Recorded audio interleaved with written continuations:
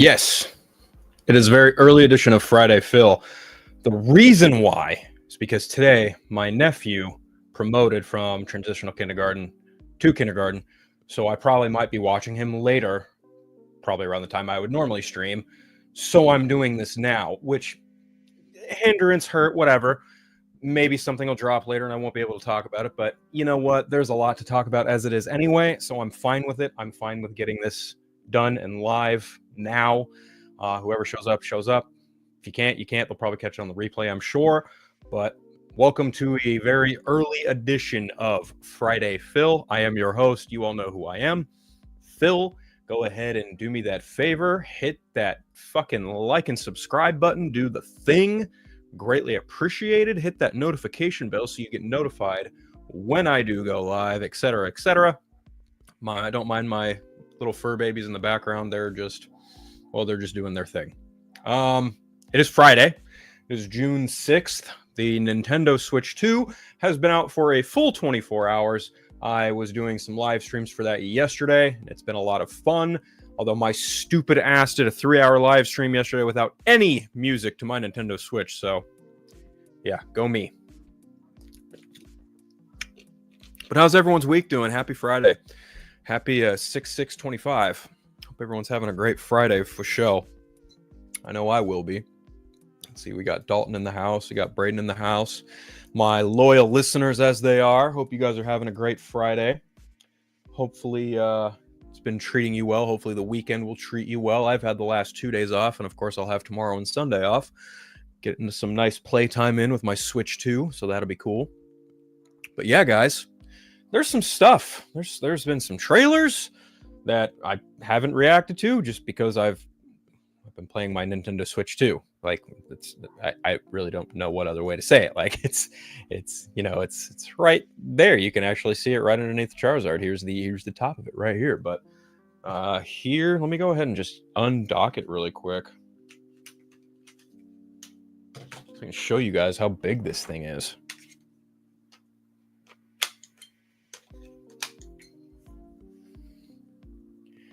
See how big that sucker is? I mean, it's just so massive in comparison to the old Switch, right? It's just, but it's sleek, it's new, it's beautiful, I got no words, guys. This thing is dope. I love playing this thing a lot. Pokemon Scarlet and Violet are so much more, it's just so much better. Like, it's so much more better to play on Switch 2. If you're a Pokemon fan, if you want to give Scarlet and Violet another go, I highly recommend getting a Nintendo Switch 2 to play those games on. Totally worth it. Definitely worth it. Was it about to turn on? It's probably about to turn on. Hold on. I gotta turn this sucker. Okay, never mind. No, it's not. Okay. But the Nintendo Switch 2 is out. You can play GameCube games, albeit only Soul Calibur, F-Zero, and Wind Waker on it right now. Those are the only GameCube games on the GameCube Classic service. Mario Kart World dropped with it. I haven't played that. I'm not sure that I will. Maybe I'll get it for Christmas when it's cheaper or something. During the State of Play yesterday, Square Enix announced that they were doing a Final Fantasy Tactics Ivalice edition or something. There's a specific title for it. What the hell is it?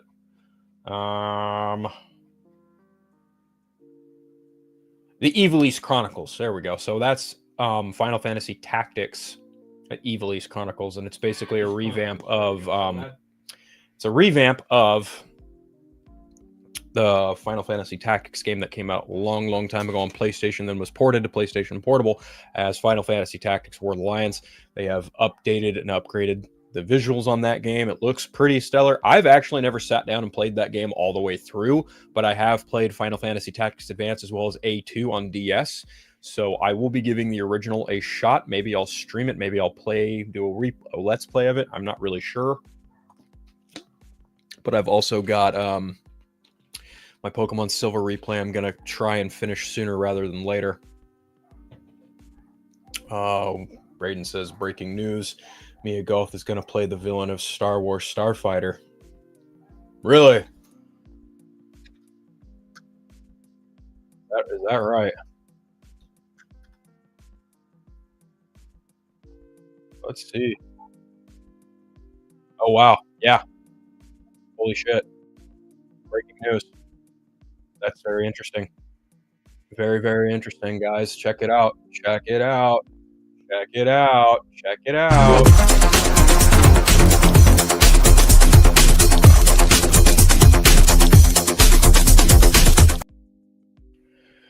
It's official. Star Wars Starfighter has found its villain, Mia Goth, to play villain opposite Ryan Gosling in Star Wars Starfighter. Mia Goth is joining Ryan Gosling in Star Wars Starfighter, the feature from director Sean Levy. Gosling is leading the new feature project, which is expected to begin production this fall in England. I'm assuming not Leavesden, but oh wow, where does Disney shoot their stuff over there? But yeah, over in England. Details on the project are scant, but it does involve Gosling playing a character that must protect his young nephew against evil pursuers. Oh, that'll resonate with me for sure. I have a nephew. Interesting. Goth will play... Oh, god damn it, I hate this fucking ad. Goth will play one of the pursuers. It is the same role that Mikey Madsen had been circling before her deal blew up like a Death Star over money matters. Well, it is what it is. The film is a standalone story that will be unconnected to the so-called Skywalker saga. The story centers on a well-established and beloved characters, Luke Skywalker, his father Anakin, blah, blah, blah, blah. The events of Starfighter take approximately 5 years after the events of 2019 Star Wars The Rise of Skywalker. Quote, this is a standalone. It's not a prequel, not a sequel. It is a new adventure. It is set in a period of time that we haven't seen explored yet, Levy said at April's Star Wars celebration in Japan. Mia Goth earned accolades and gathered a fan base thanks to starring in T. West's trilogy, X-Pearl, as well as Maxine. She played several roles in that story set in 1910, the 70s, and then the 80s. She will next be seen in Guillermo del Toro's Frankenstein, starring Oscar Isaac as well as Jacob Elordi, and has a mystery role in Christopher Nolan's The Odyssey. They cite here that the Rat newsletter first broke the news of Goth's involvement. Well, I don't give a fuck about Jeff Snyder. The Hollywood Reporter is far more credible than he will ever be. So, wow. Mia Goth is playing the villain in the new Star Wars movie. That's pretty cool. Gotta admit, that's dope as fuck. Thanks for that heads up, Braden. Dope as shit. I'm good, Hunter Iggy. Good to see you, man. So is she a Sith Lord? They do not specify. They do not specify if she is playing a Sith Lord or not. What are you doing? What are you doing? You're jumping all nimbly-bimbly from cat tree to cat tree, ain't you? Yeah, I see you hiding behind the water. Scandalous little scamp you. But no, I have no idea if she's playing a Sith Lord or not. And also, the Rat is saying some bullshit about Teen Titans starting casting this fall. Bullshit, they don't even have a director. I mean, how much more, like... You dirty rat! I mean... Maybe the problem is the fuck puppet delivering. Oh, yeah. Who's honestly going to put stock into what that fuck puppet has to say? Because that's all he is. He's a fucking fuck puppet, more or less. They're not going to be casting for that. If anything, the next project that's going to get cast is probably Clayface. So I don't know, man. Like I don't know why people continue to buy in that guy's bullshit. I mean, this is the same ass clown who's now saying that Sadie Sink is playing an alternate version of Gwen Stacy in Spider-Man Brand New Day. And it's like, dude, fucking not even a month ago you were saying she was going to be Jean Grey. Like, shut the fuck up. Like, what are we talking about here? Not again. It's bad enough that he's still hung up on his scoop about Daniel Radcliffe not being cast as Clayface. Now this. I mean, again, we're talking about a grown-ass man who hasn't changed any of his social media profile pictures in well over 20 years. He is a balding fucking failure of a journalist. He is a clown. He is, for all intensive purposes, a fucking nobody. The people who give him the time of day are the cynical armchair executive producers, myself included, considering I'm even talking about that fucking idiot here to begin with. I mean, seriously, the only people who take him seriously are the people who avidly want to be cynical on the internet, because that's what he is. He is a cynical, rat-faced piece of shit on the internet. That's why he goes on John Rose's show, and that's why he spews his bile. That's why he talks his shit there. We're talking about a guy who's got excommunicated from how many different trades? For why? Because he can't keep a fucking story to himself. He can't respect the people making these projects.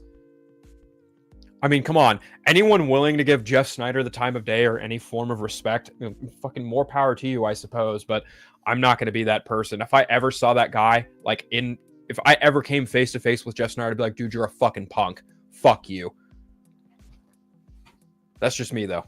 Anyone who knows me knows I am more than happy to just lay out the business and fucking tell you like it is. I don't give a fuck who you are. But yeah, fuck that guy. He's a piece of shit. Total piece of shit. Anyway, speaking of castings, I'm going to go through some little things before we get to some bigger things. And this was something I did see as far as castings go, and that's Emily Hampshire, who's apparently been cast as Edith for Marvel Studios' Vision Quest series. This was broken by Deadline. So, Schitt's Creek alum Emily Hampshire is set for a key role in Marvel's Vision series, opposite Paul Bettany, who is reprising the titular character from the WandaVision spinoff. Hampshire is believed to be playing the sophisticated artificial intelligence, Edith, even dead, I'm the hero, Tony Stark's augmented reality security and defense system in the MCU. Edith was originally created by Stark and bequeathed to Peter Parker following Stark's death. It provides access to Stark Industries' global satellite network, along with an arsenal of missiles and drones. Marvel declined to comment. Vision's cast also includes the likes of James Spader, Tanaya Miller as Jocasta, Todd Stashwick, and Ruard Malisha. I don't know. Additionally, Farhan Tahir is reprising his role from Marvel's Iron Man as Raza. This is the second WandaVision spinoff following Agatha All Along. Marvel's Disney Plus slate includes the recently launched Daredevil Born Again, which is filming its second season. Hampshire is best known for her role as Stevie Budd in Schitt's Creek, for which she shared the cast SAG Award for Comedy Ensemble. She also recently starred in the Prime Video supernatural thriller series The Rig. Hampshire, who will be next seen opposite Vince Vaughn in the 20th Century Studios feature Mike and Nick and Alice, is repped by Creative Drive artists, Paradigm, Atlas artists, and Felker, Tozek, Suttleson, McGinnis, Ryan. Well, that's a fucking mouthful. Oh my god. So if I'm not mistaken, I believe Edith was voiced by... No, Jennifer Connelly was the voice of the suit in Peter's head in the first Homecoming movie. Who the fuck voiced Edith in Far From Home? Who voiced that character? It was Dawn Michelle King. Interesting. I have no idea who Dawn Michelle King is. Let's see. Mortal Kombat and Iron Man. Well, who was she? She was in the editorial department of Iron Man. Editorial. This is all like editorial. Like what about acting credits? Sound actress. There we go. Yeah, okay, so I guess she was just only the voice in Spider-Man Far From Home. So Edith is the glasses that Peter gets in Spider-Man Far From Home, that voice to the AI, the augmented reality, the artificial intelligence that allows Peter the access to the Stark network, that's Edith. She was in Far From Home, or rather the Edith was in Far From Home. So that's interesting. I'm guessing that if there's going to be a physical form, it's going to take the form of, well, Emily Hampshire. But it's very interesting how they pull that off. I don't know how that's going to happen. I don't know, like, what even is going to be the Vision Quest series, but I don't know. Braden says, my theory on Vision Quest, it takes place in a simulation. That's how they can explain Ultron being back in all the other AI. That's very plausible. That would actually be very interesting to see how all that works. Everything I've heard about Vision Quest just keeps getting me more and more excited. I agree completely. Like, I keep seeing the castings for Vision Quest, and I'm like, this is fucking cool. Whether or not it actually takes place in an AI world, that would be vastly different. If that's the case, what if Vision Quest is Marvel's Tron? right? Like, what if it's something to that vein? That'd be cool, but I don't know. They're apparently going to be filming it, or they are filming it here soon, somewhere. Well, not here in the UK, but like, yeah, over in the UK, they're filming that.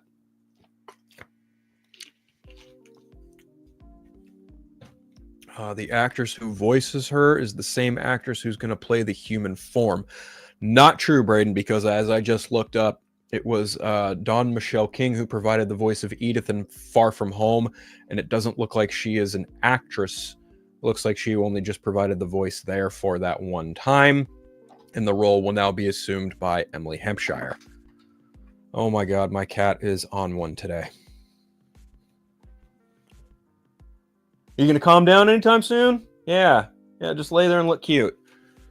Anyway, yes, Travis, Friday Phil is early because my nephew transitioned out of transitional kindergarten. He got out of school early, and I may have to watch him later, so I am doing my show earlier. I hope you're having a great day. Awesome for my day off. I suppose it is, my friend. Congratulations on your day off. I also have the day off, hence why I'm also here. But yes, looks like Emily Hampshire will be assuming the role of Edith. And, well, Emily Hampshire is amazing, and I like her a lot. More reasons than one. So, that's super cool. It's a great idea. I like her. She's amazing. And I like, I mean, her just as just her character on Schitt's Creek was just top tier hilarious. I loved her back and forth with I believe it's, is it Dan Levy? That's Levy's kid that's in that show, right? Like, I think it's Dan Levy. I'm totally blanking on the actor's name, but they all like it's Old Man Levy, Catherine O'Hara, the daughter and the son. Like, they're in that the show's about them. So okay, so Travis says yes, that's right. Okay, so it is Dan Levy. Yeah, her chemistry with him was just fucking top tier. I loved her character in that show. Honestly, I was actually talking to Chris Balga about this. Like, there's not a bad season of Schitt's Creek. It does not dip in quality at all. It is a very well written, well made show. By all means, if you have the means, check that show out. Worth the watch, especially if you're curious about Emily Hampshire as an actress and what she can bring to the table for Vision Quest. Anyway, let's stay in Marvel real quick, because I also want to touch on this before I move on to one other tiny little thing that is happening. And that is the Fantastic Four First Steps ticket sales begin. They are out. You can purchase your ticket now. I have not, because I have not purchased my ticket for Fantastic Four First Steps, because there is a very high possibility that I am, in fact, going to San Diego Comic-Con. So I will be seeing it, hopefully, potentially, with the boys over at Council Creators, i.e. Ronan, Draven, Lance, Mike, all of us. Like, we are making plans to see this movie that weekend. I believe that Thursday is when we are going to hopefully see it. But yes, per comic book resources, I actually saw this, and this is getting, I'm telling you guys, this is going to be big. This is going to be a big one for Marvel, I think. Because, according to Fandango, Fantastic Four First Steps already sets a record after one day of ticket sales. Per Fandango, the largest online movie ticketing service in the United States, Disney's latest Marvel Studios film has exceeded all 2025 film titles in its first day advance ticket sales. The Fantastic Four First Steps is poised to be a huge summer blockbuster, and per AMC Theaters, has a runtime of 130 minutes. That's 2 hours, 10 minutes, which makes it the longest MCU movie since 2023's Guardian of the Galaxy Volume 3. The film has the longest runtime of any Fantastic Four movie. Good. Yes, Dalton, that is fantastic. Ticket shows that fans are eager. Jeremy Hainline, the EVP of Fandango, commented on the film's record-breaking advance, saying, quote, "The Fantastic Four First Steps marks an exciting new chapter for one of Marvel's most iconic teams. Early ticket sales show fans are eager to see these characters reimagined for a new generation. Fans can't wait to see Pedro Pascal's Reed Richards. First Steps buzz started months ago as December 2024 survey. Over 5,000 movies. Fans named the MCU film number 2.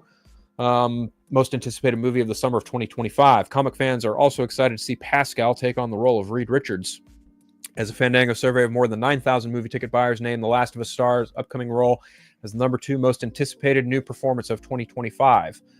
The film will mark Pascal's MCU debut and will also star Vanessa Kirby as Sue Storm, Joseph Quinn as Johnny Storm, Ebon Moss-Bachrach as Ben Grimm the Thing. The official synopsis reads, forced to balance their roles as heroes with the strengths of their family bond, they must defend Earth from a ravenous space god called Galactus, played by Ralph Ineson, and his enigmatic herald, the Silver Surfer, played by Julia Garner.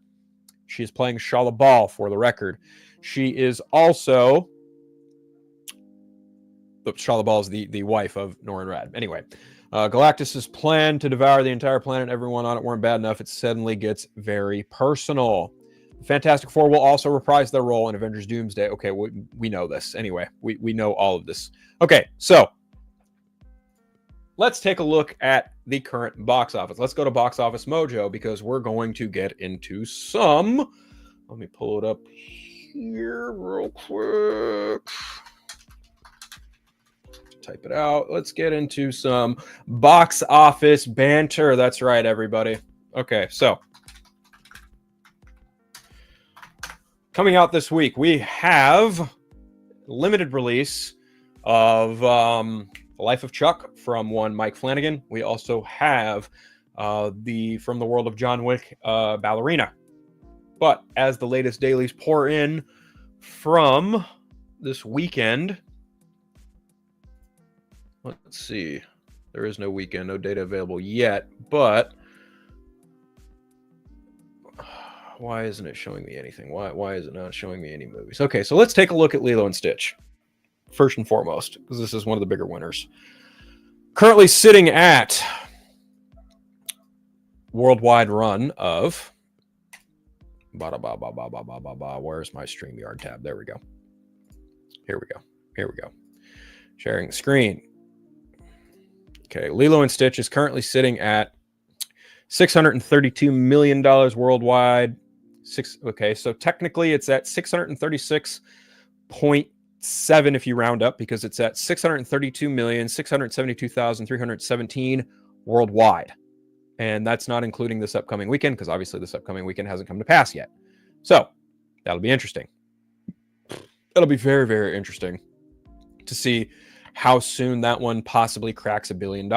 Next up, we have Mission Impossible, creeping up on that $400 million mark. It is now currently sitting at $533,211. So rounding up, we are currently sitting at $389.5 million for Mission Impossible: The Final Reckoning. So that's doing pretty solid, all things considered, even though it has a $400 million price tag, give or take, and that's before marketing. And then moving on to Karate Kid Legends, currently sitting at a worldwide gross of $51,487,036. So rounding up, we're at $51.9 million with a reported budget of $40 million. So the other two I just mentioned are franchise Kickstarter. Well, not Kickstarters, but those are franchise kickers. Those are going to make big... They've made enough money as it is anyway. As far as Ballerina goes, what is Ballerina currently tracking at? Okay, looks like, according to Deadline, this is early tracking for the box office, and obviously it's this weekend, so we have ticket sales to kind of gauge this for. According to Deadline, we have Lionsgate John Wick spinoff Ballerina dancing to $35 million opening weekend, and this is an early box office look. The Len Wiseman directed movie, which underwent additional photography from director and John Wick architect Chad Stileski, finally hits theaters June 6th, a year after it was. That's right, this was delayed by over a year. Currently, the R-rating action title starring Ana de Armas, including a cameo by John Wick himself. Is it really a cameo? Because I feel like if you're going to show him in the fucking trailer, I feel like that would lead credence to him having a bigger part in the movie. But I don't know. I haven't seen the movie, so I couldn't tell you how long or how much he's in it. I'm sure I'll probably talk to Dave about that later on tonight on the vodka stream. He loves talking about the movies that he's seen prior to it. So, what is the reported budget of this movie, though? That's what I'm very curious about. doesn't exactly say. Ballerina with reshoots cost between $80 to $90 million. We hear Lionsgate sells off foreign funds its movies, retaining US and UK rights. The John Wick franchise as a whole has made over $1.3 billion at the global box office, with John Wick Chapter 4 the highest grossing title in the series at a $440 million plus and 94 with critic score from Rotten Tomatoes. Nobody gives a shit about Rotten Tomatoes, not unless you have a fucking axe to grind. Yeah, Jalen, 80 million, as it just said, between 80 and 90 million. Then you factor in half that for marketing, give or take. That's about $120 million total if you want to break it, and that's the break-even point. But again, that's just purely speaking in terms of box office theatrical run, not including home video sales or streaming numbers, et cetera, et cetera. So, will Ballerina top out number one at the box office this weekend? Likely. Very likely. I think it's very likely that it will probably top out at the number one spot at the box office this weekend. But there was another thing that I saw from the Hollywood Reporter that really intrigued me. And I read this, and this is a piece from Pamela McClintock. Would you pay $400 million for this movie? Between delays, reshoots, rising costs, this year's summer blockbusters are racking up astronomically high price tags. When factoring in marketing costs, can the box office keep up? Well, hold on, we've got some kind of spammer in the chat. Or that's only on Twitch. Never mind. Anyway, I can't really do anything about that because I don't have the Twitch tab open. Anyway, Paramount's storied lot in 2018, Studio Brass and partner Skydance gave the go-ahead for Tom Cruise to make 2 more Mission Impossible movies following the massive success of Fallout. No one taking part in that decision several years ago could have known what was in store for Hollywood, much less the world or the minefield they would have to cross.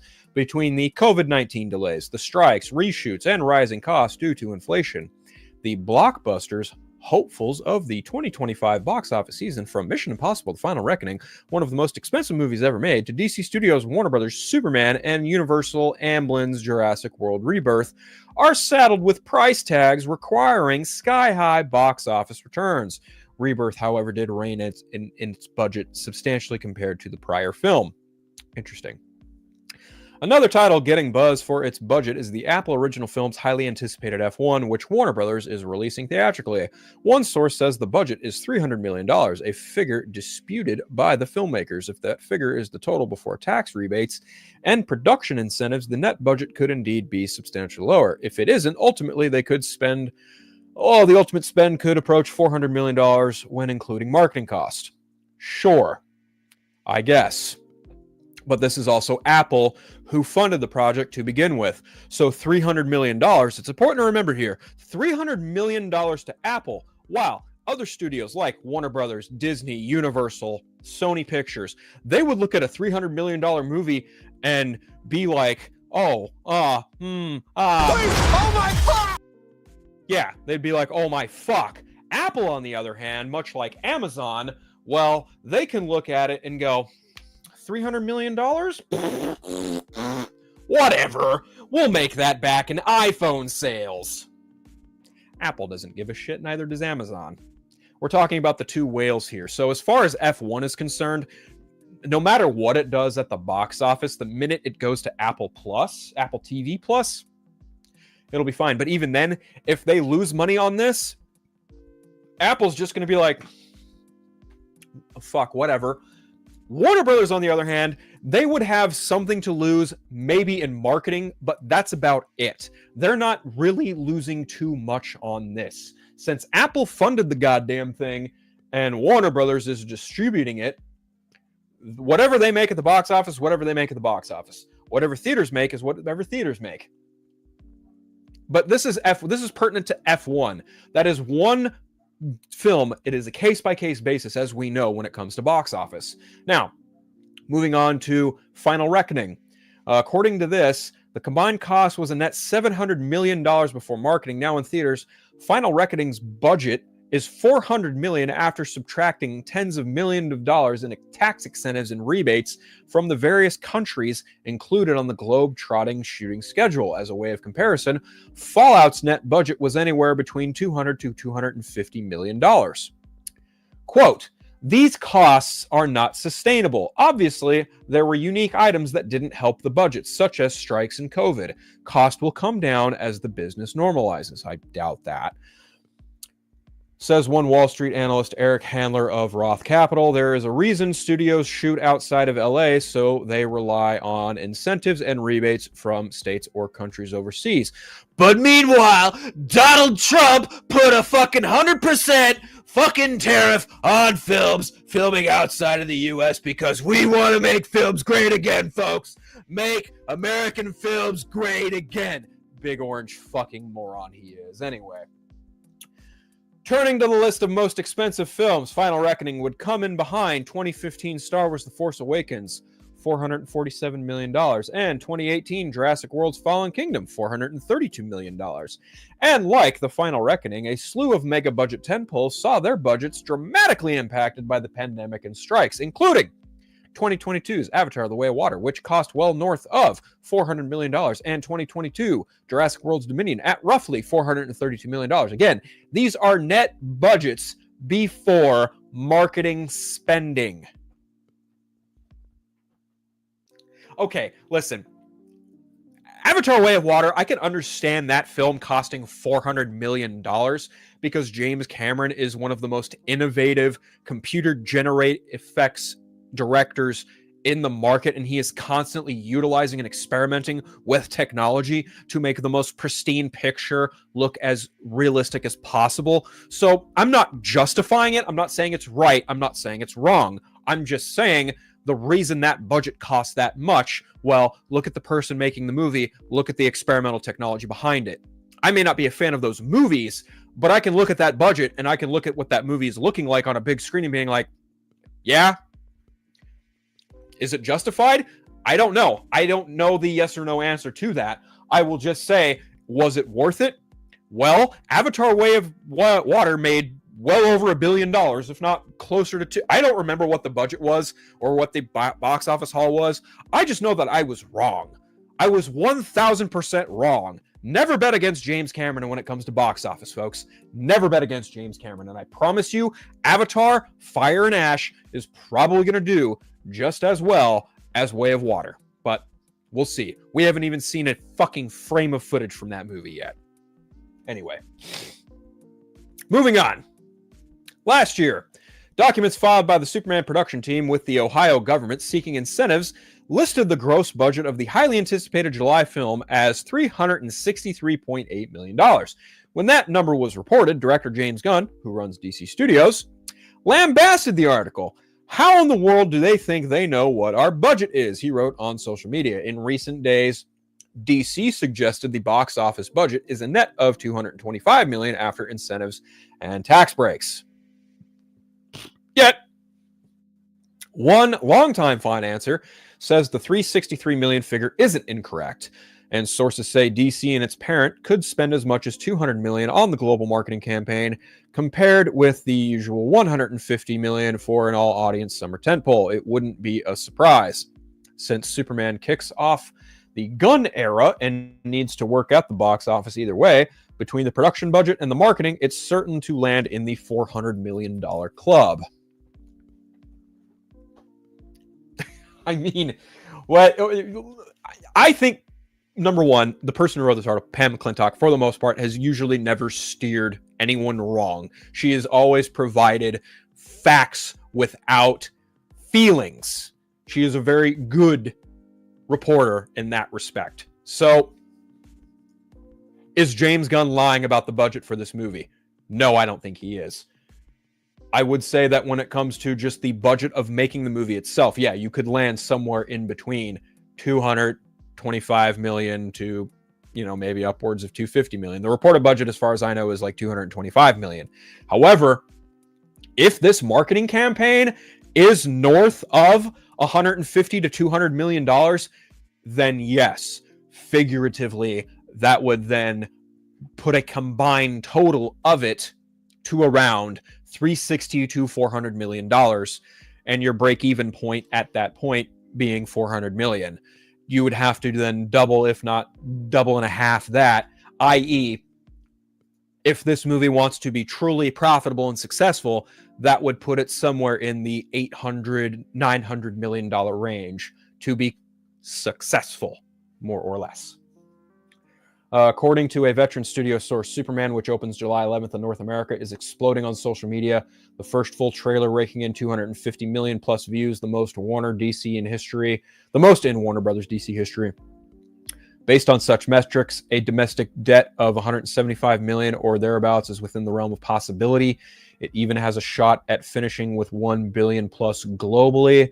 There is no way to defend these budgets because when you get into the 700 to 900 million break-even point in regards to box office and ancillary revenue, it doesn't make any sense. And that's true. It doesn't.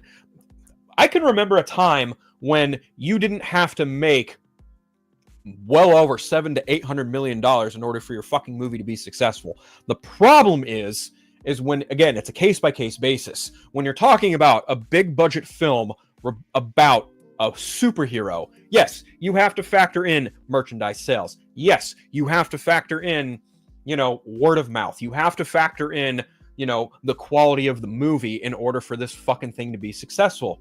But the problem is like, when your film starts to exceed and balloon a budget of $300 to $400 million, that's high risk, potentially high reward, but that's not a guaranteed reward, as we've seen.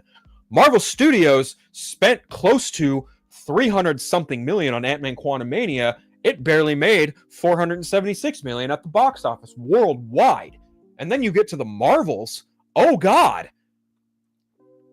The thing is like, when it comes to making these big budget superhero movies, I think there is an over-reliance on visual effects, an under-reliance on getting those visual effects done and in on time, and then you also lock these movies into a fucking release date, and that just, again, you create a time crunch, you create a funnel, you create just a smaller window for your people to being able to finish this fucking thing on time to make it look good.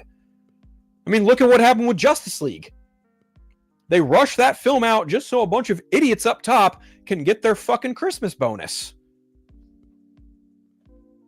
It is crazy. Yes, Jalen, it can be confusing. It can be very confusing because on paper, when you just look at base metric numbers, when you just look at, Superman only cost, I'm just using this as an example. Superman, 2025 Superman, directed by James Gunn. The net budget of that movie, $225 million. Leave marketing out of the fucking picture, okay? On paper, that movie should only need about $500 million to be successful. But then, again, once you factor in marketing, merchandise, all that shit, then your margin for success increases. And by margin of success, your break-even point... Words are hard. Your point for breaking even also raises. It's a tough fucking world. And on top of that, Mr. fucking number 47 doing his dumb bullshit 100% tariffs on films being filmed outside of the US. It's like, dude, you don't understand why people aren't making movies in the United States, because it's fucking expensive. If they go to actual locations, they get tax breaks. Like, what the fuck are you doing, dude? Anyway. Moving on. Jurassic World Rebirth opens 9 days earlier during the 4th of July quarter. Okay, so here's something to take in consideration. Jurassic World Rebirth opens July 2nd, and then it bleeds into the July 4th weekend, meaning it will have from Wednesday, July 2nd, all the way until Sunday, July 6th, and that will collectively be taken into consideration for its, quote, opening weekend box office. Even though that movie has a price tag of about $180 million, the total cost could come in between $330 to $400 million when you include marketing. And you best believe that Universal has been on a massive marketing push for their Dino movie. Yes, they have. They have been putting out behind the scenes stuff. They've been putting out posters. They've been showing fucking Scarlett Johansson playing with the new round of dinosaur toys.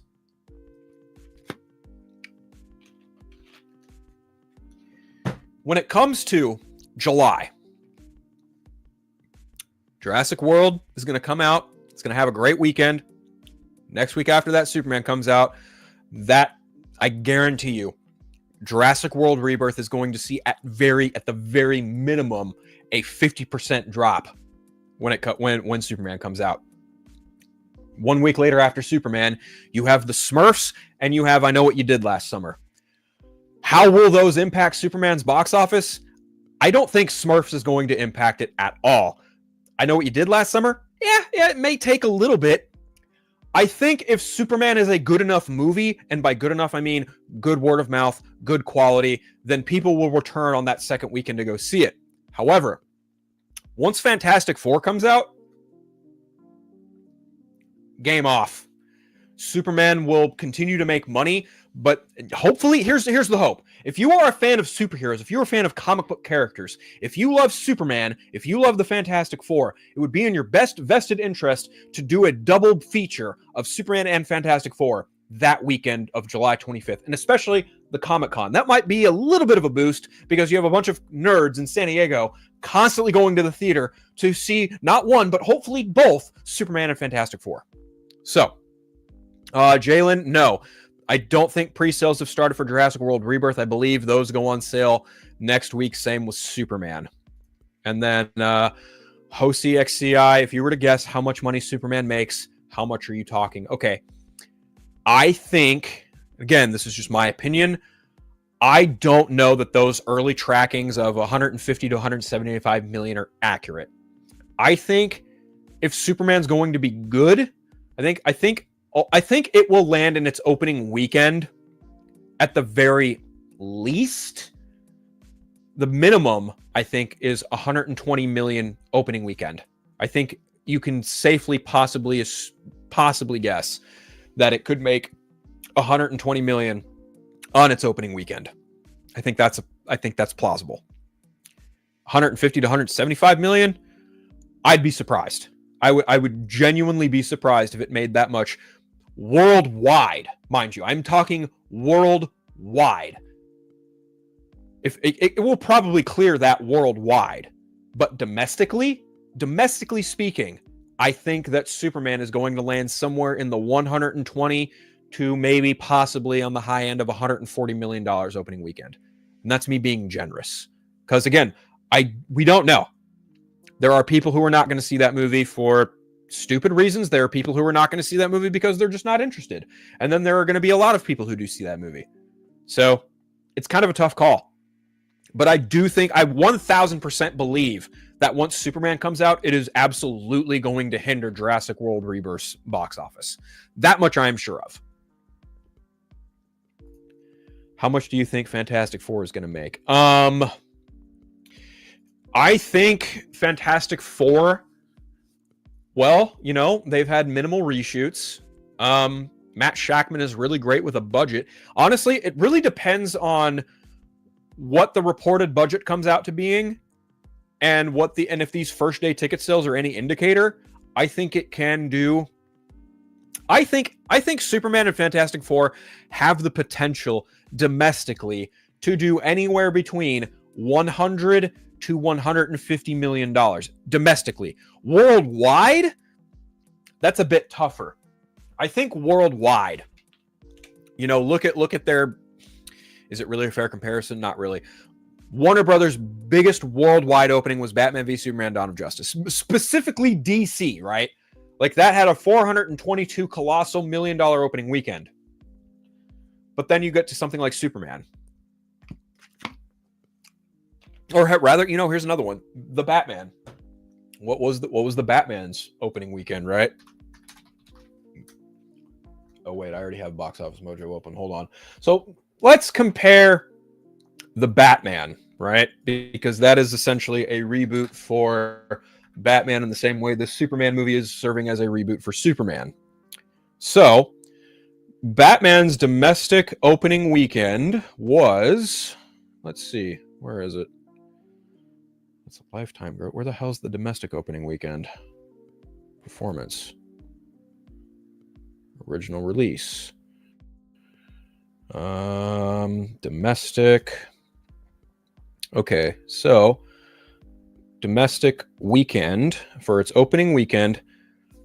So for comparative purposes, The Batman made $134 million domestically its opening weekend. That would lead credence to my theory of Superman, a reboot of the next Superman, because this followed Ben Affleck's Batman, followed being loose term there. Since Henry Cavill is no longer Superman, this is a new Superman. This is David Cornsweet. This movie is directed by James Gunn, right? And given all the buzz that this film has, again, like, I'm theorizing that Superman domestically will make somewhere between $120 to $140 million opening weekend. The Batman made $134 million. That is literally right in between what I'm theorizing for Superman. And Batman and Superman are DC's biggest powerhouse characters. If the Superman film is as good in terms of quality and in terms of story, much in the same way the Batman was, I can absolutely see Superman doing similar numbers. I can see that being a real possibility.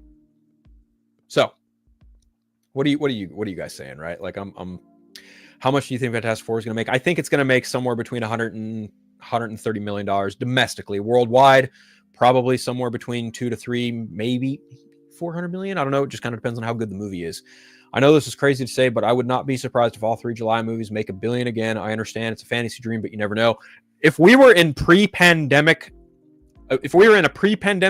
pre-heavy streaming landscape, Jalen, I would maybe be inclined to agree with you, but then I would also look at what happened in 2018 with Avengers Infinity War, Deadpool 2, and Solo. You have 3 big franchises there.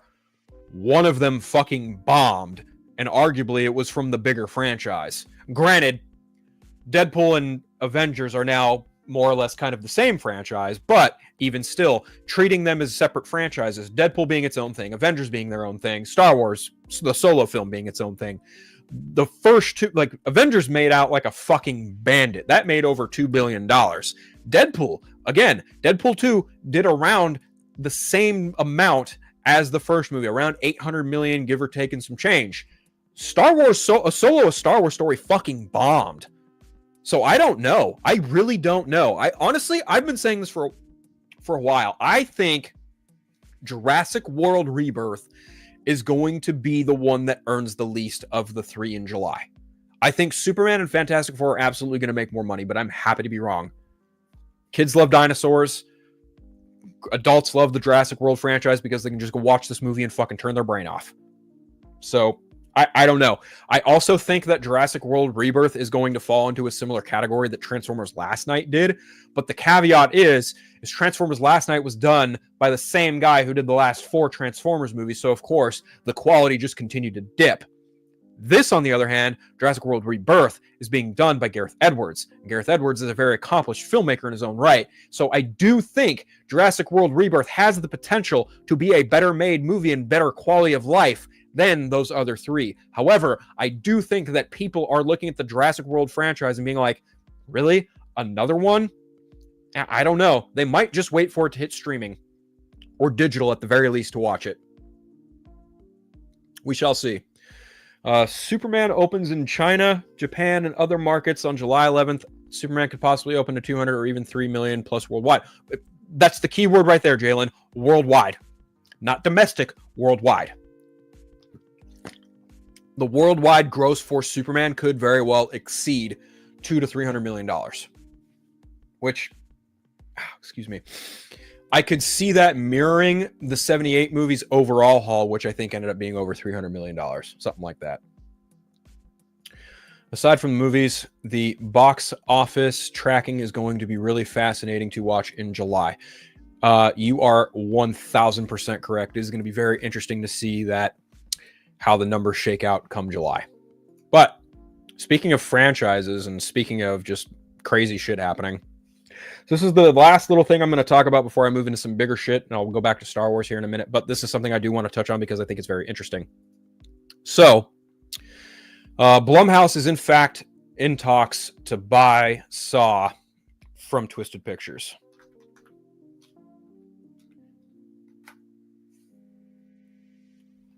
And this is from Boris Kitt. I'm going to talk about this before we move into Star Wars because we're in the franchise talk and I want to keep it franchise centric.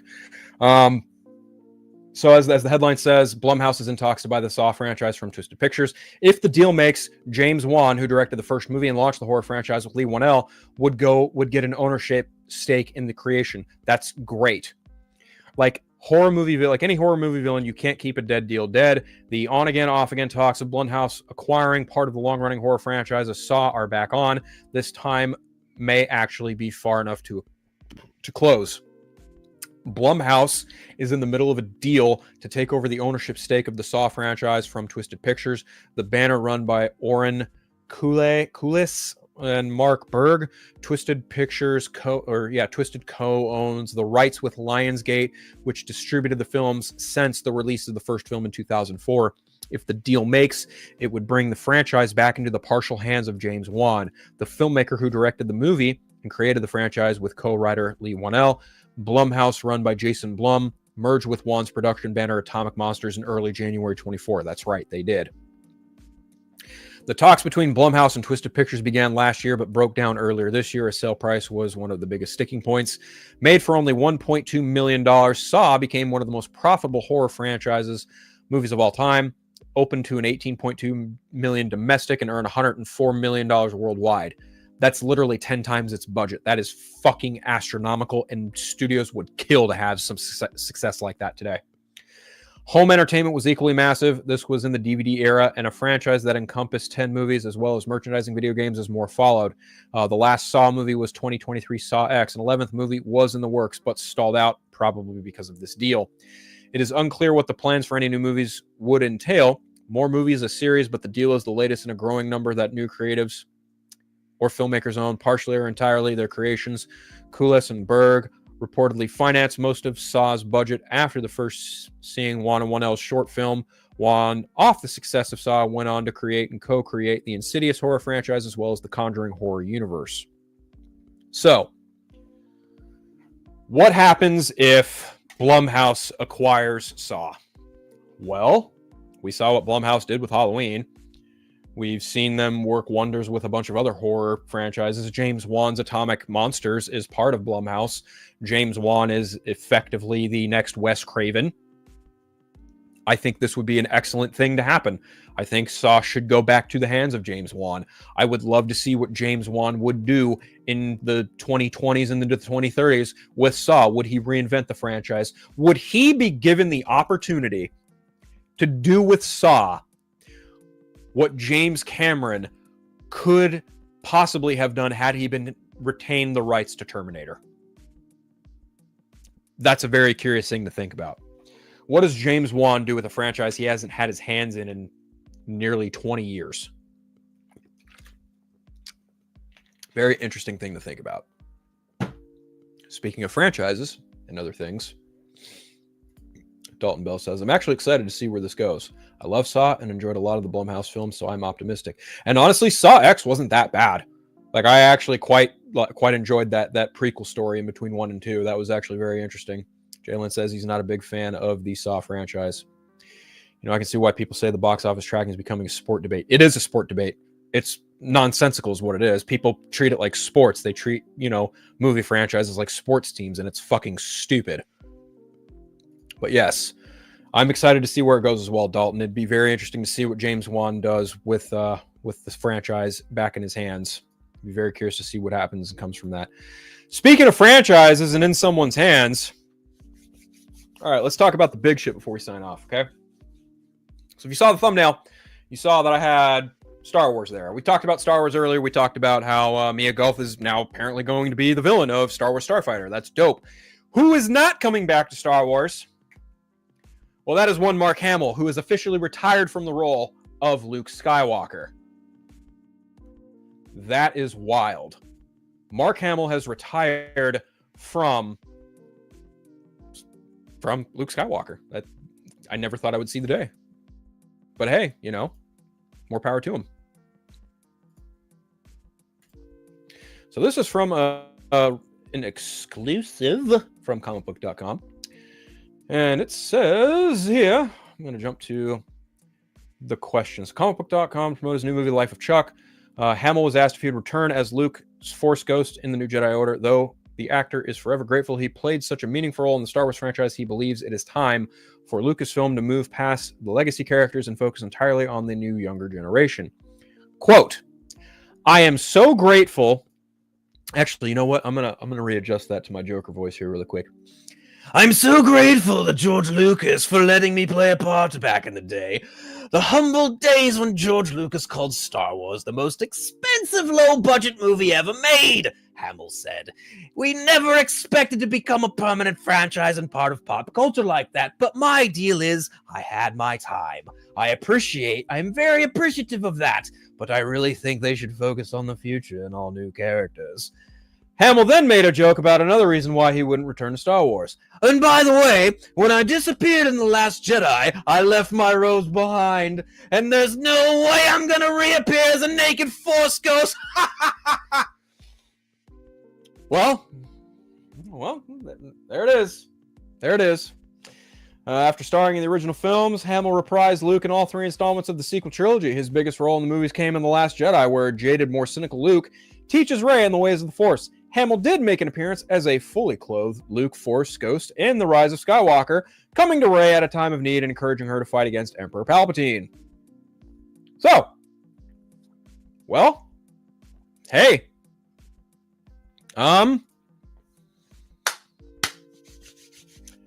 my humblest love and appreciation goes to the great actor, Mark Hamill. I love the man to death. He's a phenomenal Luke Skywalker. He's a phenomenal Joker. He's a phenomenal actor in his own right. I believe he has a part in Sandman. He's got a part in the Life of Chuck film. And he's got another part in another franchise, another Stephen King, the Long Walk or something like that. So, Mark Hamill wants to fucking step away from Star Wars. He has more than earned the right to be like, yeah, no. Harrison's done. Carrie's passed. I'm going to step away. Like, we have seen enough of Luke Skywalker. I think his stint on The Mandalorian as well as Book of Boba Fett was a nice, pretty little bow on the character to say, hey, yeah, he's here. He'd done some Jedi things in between Return of the Jedi and Force Awakens. We saw the downfall of Ben Solo. We saw all of that. I don't think he needs to revisit this. And if he does, he does. Again, Mark Hamill is at the point in his career where he can look at a project and go, yeah, I want to do that. Or he can look at something like Star Wars and be like, you know what? I'm good. Did my time, contributed my presence, did my thing. Let the new cast carry the franchise forward. Now, here's the problem. And it's not even him. He's not the problem. The problem, the big problem, is the man babies and those nerds, the nerd MAGA of it all. Being like, but I want Mark Hamill to come back and do the deepfake stuff. I want Mark Hamill to be the badass Jedi like he was in season 2 of The Mandalorian. I want Mark Hamill to be Luke Skywalker. Look, you fucking man babies are no better than the Batman fans consistently bitching and crying about wanting Ben Affleck to come back into the fucking Batsuit after he said multiple times, like, yeah, I'm good. Superhero stuff ain't my fucking bag anymore. I want to make movies. I want to make films. I want to run artist equity. I want to do my thing. And yet you've still just got fucking nerds just pounding sand left and right. I want my Batfleck movie. But I want Mark Hamill to be Luke Skywalker forever. I want. You guys understand when you constantly yell, I want. You are no better than my nephew complaining about not getting a third popsicle after he had 2 for 10 minutes. Like, fucking, come on, guys. These are actors. These are people. They have feelings. They have thoughts. If Mark Hamill doesn't want to put on the fucking Jedi robe anymore, he is more than entitled to say, no, I'm good. I don't want to do this. And then that leaves Lucasfilm to creatively come up with something else to do. You do not have to rely on a Force ghost Luke Skywalker to step in and constantly hold Rey Skywalker, because that's what she is, Rey Skywalker's hand. Guess what? Rosario Dawson is right there. You can bring Ahsoka Tano back. Because as far as I know, she's not dead. And again, as far as we know right now, because they are filming Ahsoka Season 2, and Dave Filoni is doing like an Heir to the Empire-esque film, and I fucking betcha, donuts to dollars, that Ahsoka is probably going to be in that movie. If I'm wrong, I'm wrong. I'm wrong. I'm wrong like half the fucking time anyway. But seriously, Mark Hamill has more than earned the right to be like, no, I don't want to put that robe on anymore. Thank you, but no, I'm good. I've had my time. Let Daisy Ridley, let Oscar Isaac, let John Boyega, let all of them take the franchise, take it forward. Because you know what? Like Ben Solo said in The Last Jedi, let the past die. Fucking kill it if you have to. Move the fuck on. I'm dead serious when I say this. OG trilogy fans, and I'm not talking about people who just love the OG trilogy for what it is and then take in all other Star Wars stuff and be like, okay, this is cool. No, I'm talking about the OG trilogy fans who are like, this is Star Wars, and this is all Star Wars is ever going to be. Everything else will never compare. Fuck you. Fucking fuck you. You entitled old pricks. Fuck you. 10 ways to fucking Sunday. You're all a bunch of fucking man babies. No, Star Wars needs to evolve. Star Wars absolutely needs to evolve. It needs to go past the Skywalker saga. 1000% it needs to go past the Skywalker saga. And I say that as someone who likes the OG trilogy. I say that as someone who likes the prequel trilogy. I say that as someone who likes the sequel trilogy. Granted, none of these 9 movies are fucking perfect, okay? None of them. I don't care who you are. If you're going to sit here and tell me that you think any one of those movies is perfect, more power to you. That is your opinion. We don't have to agree. We might not agree. Hell, I just watched Empire Strikes Back with William at the Sci-Fi Center. Go check that out. It was me, Brad, William, and a couple other people. We watched Empire, and it was fun. It was great. But seriously, watch that movie with a critical eye and tell me shit about that movie still holds up, because it doesn't. Yes, it is arguably the best made movie in the original trilogy. I will concede that. But no, not everything in that fucking movie holds up. I love it. I love the OG trilogy. I love Empire. I love A New Hope. I love Return of the Jedi. But those movies, their age is starting to show. And to take it to the prequels, no, none of them are perfect either. The Phantom Menace is riddled with some questionable dialogue. It is riddled with some spotty effects. But at the same time, like, Phantom Menace moved special effects forward for the film industry. Fucking hate Jar Jar Binks all you fucking want.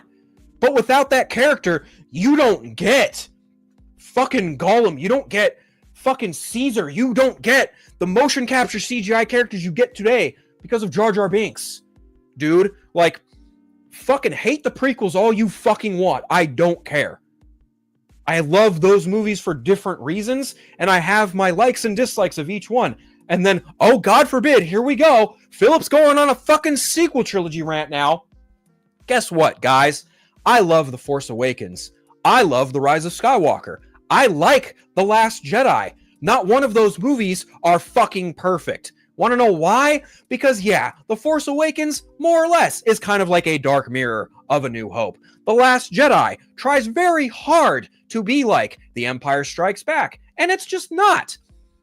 And when it comes to The Last Jedi, you can see which characters Rian Johnson favored in the script and which ones he did not. That's not a bad thing. That's not a good thing. I'm just telling you guys my perception of these movies as they go. And as far as The Rise of Skywalker is concerned, that was an uphill battle the moment Carrie Fisher passed away. Because then Colin Trevorrow was like, I can't make my fucking movie because my lead actress is no longer here. So what the fuck was Lucasfilm supposed to do?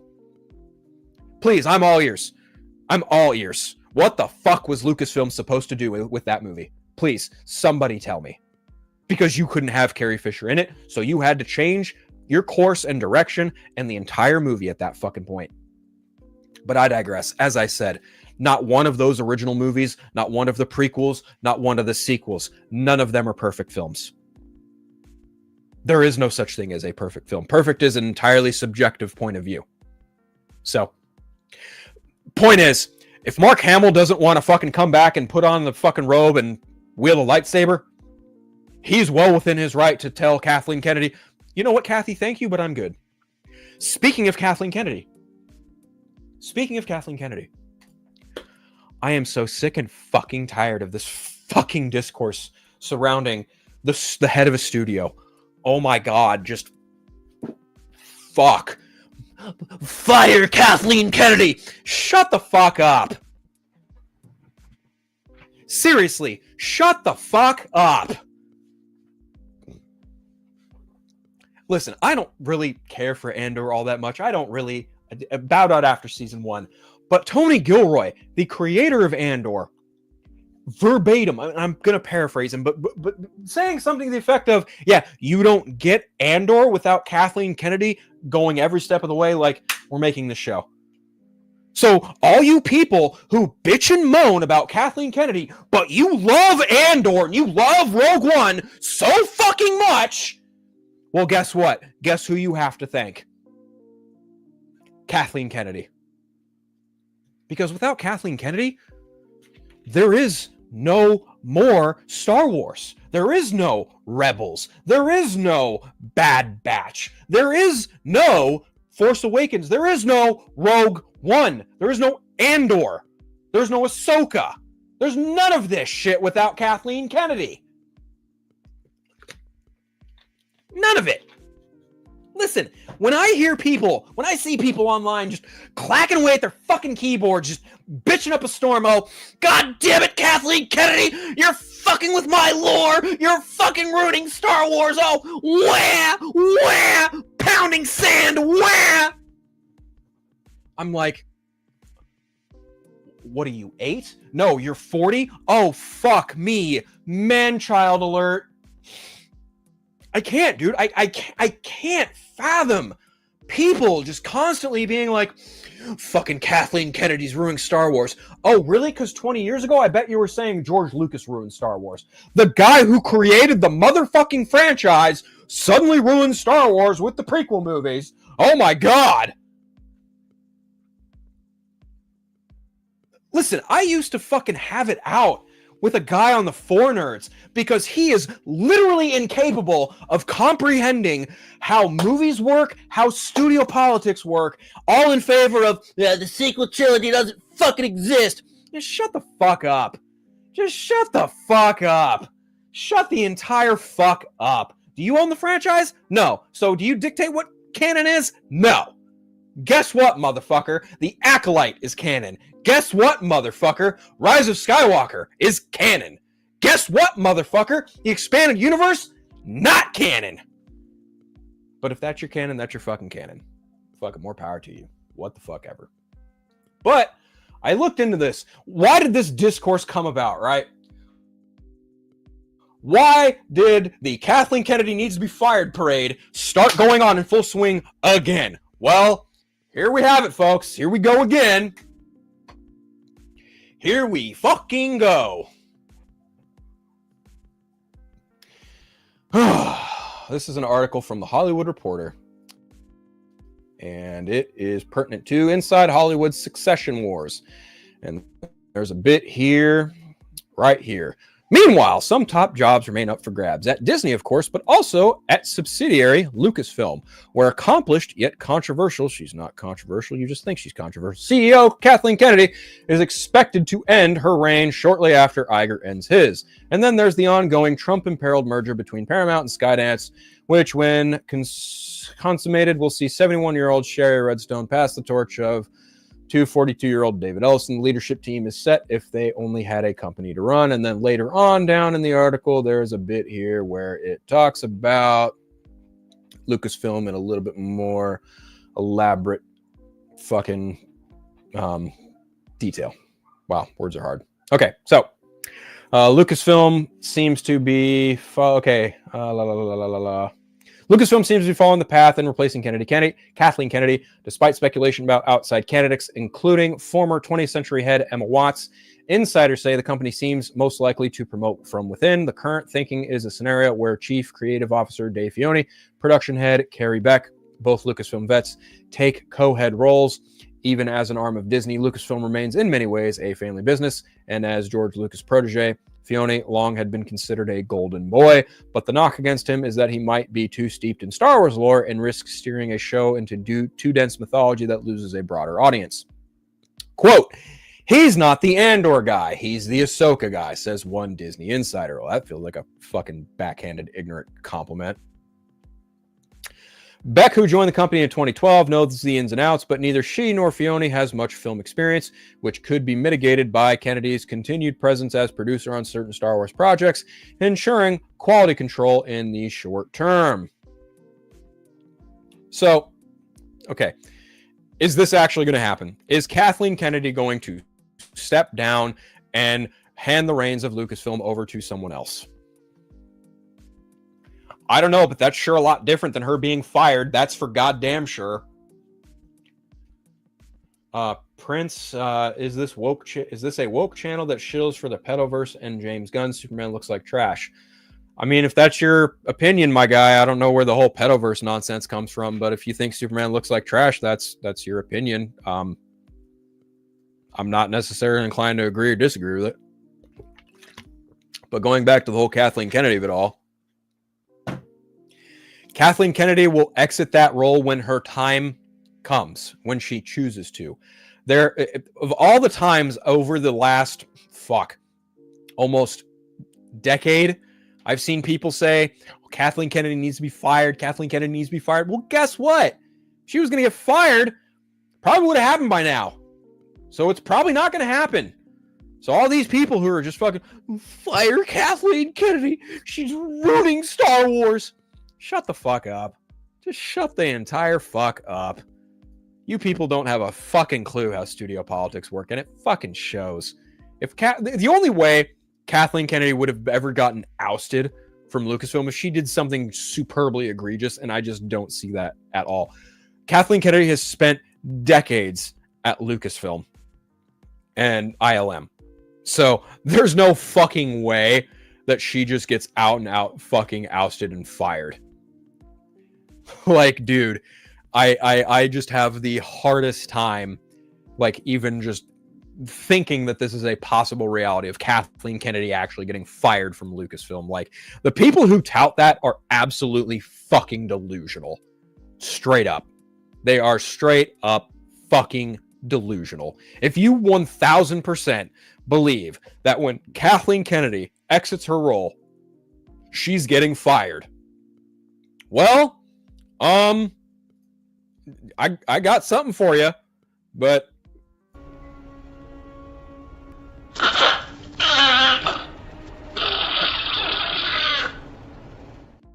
that's my reaction every time I see that stupid narrative rolling around. But this is my immediate reaction afterwards. I'm like, that's cool, but you're living in a fucking dream world, okay?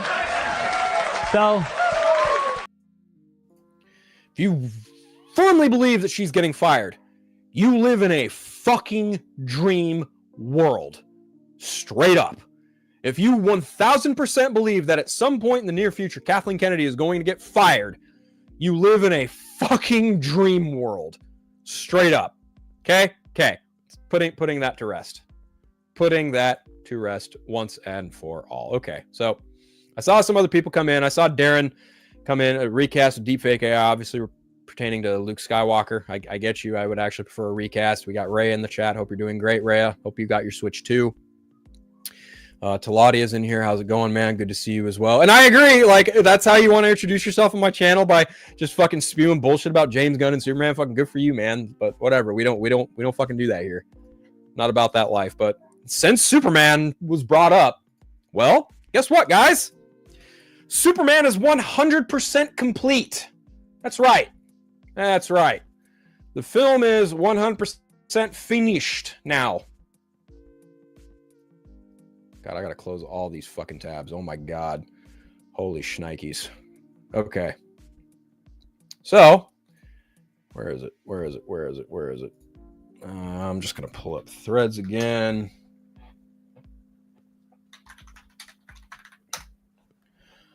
Oh, forgive the silence, everyone. I'm just doing. I should have had this pulled up. This is the one I did not have pulled up from the go, and I should have had it pulled up, and I wish I did, but I didn't. So anyway, as of yesterday, James Gunn has 1,000% confirmed that Superman is finished. Our last visual effects shot has been finished and dropped into Superman. We are now 100% done.